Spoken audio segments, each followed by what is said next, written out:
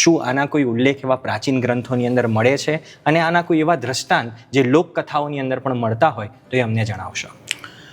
જૈન શાસનમાં આચાર્ય વર્ધમાન સુરી મહારાજ થઈ ગયા, જેમણે આચાર દિનકર નામનો ગ્રંથ રચ્યો છે.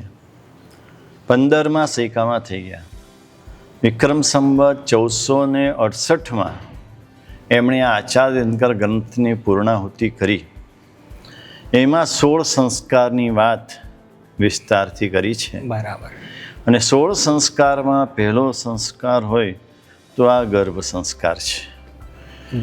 એ સિવાય પણ આયુર્વેદના અનેક ગ્રંથોમાં આ ગર્ભ સંસ્કારનો ખૂબ ઊંડાણપૂર્વક ડિટેલમાં બધી વાતો કરેલી છે.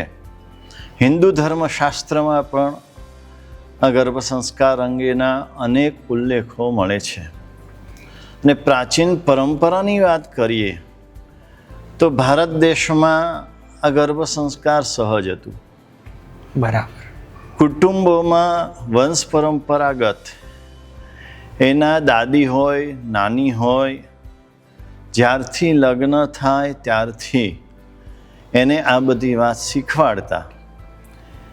એટલે આ બધા આના માટેના કોઈ સેન્ટરો નહોતા, પણ સંયુક્ત પરિવાર હતા, સંયુક્ત કુટુંબ પ્રથા હતી.